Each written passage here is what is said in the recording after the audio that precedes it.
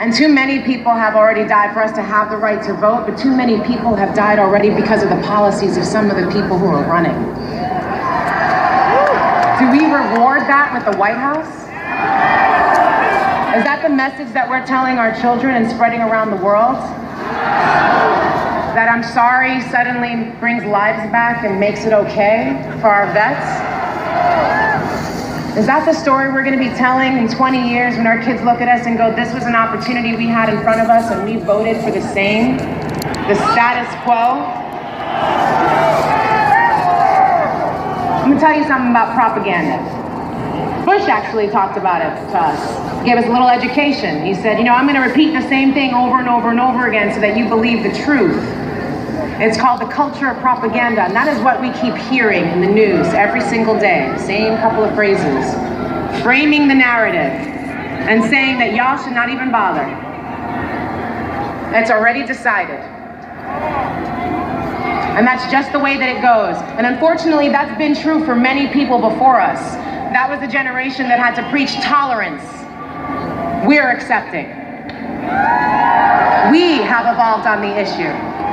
And we know that we want a candidate to be our president because he's reaching for the stars. He's lining up and saying, let's hit this out of the park. Not going, let me just bunt it. I mean, maybe if I just get hit with the ball a couple times, I can walk to first base. That's a good strategy, yeah? We can maybe win that way. No. Climate change is making it very clear that we need to move right now. And we need bold leadership to get us there. We are heading off of a cliff, and slowing down is not the way. It's about changing direction. Now we have 15,000 people who have been thrown off the voter polls registration in Staten Island alone. Suffolk County just got 7,000 letters saying, you guys just didn't change your party affiliation in time. Really? Huh. This closed primary is really significant.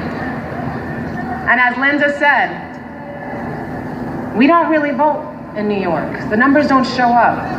And we've had a lot of pundits coming on board going, especially you young people, just don't even bother, and most likely you won't. You're just gonna like this on Facebook, and you're just online, but you're not gonna get in line and vote.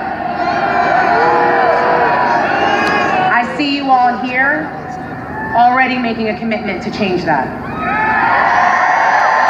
Because we are New Yorkers, and we know the bailout was wrong. We should have been bailed out. And when you cause an economic collapse that has rippled across the planet, you shouldn't get rewarded with a bonus. We know what gentrification is doing to our communities as they're trying now, and if it wasn't for Bette Midler, they'd be going after our community gardens. Thank you, Bette. But all of the parking lots, all of the small empty spaces, anything that they can find, they're going to build high-rises on and push New Yorkers out. Are we just going to boo about it? Are we just going to complain about it? Or are we going to march to the polls? Are we going to make it our business to have 5 people come with us? I said 2 people for the independents. Make sure at least 2 people vote for you, but make it 5. Seriously. This is the easiest way to join the political revolution. There are people still getting acid thrown in their faces because they want to go to school. People died for the right for us to be able to vote. And this man, Senator Bernie Sanders, walked with Martin Luther King, who had a dream of civil rights and then died when he tried to push that dream to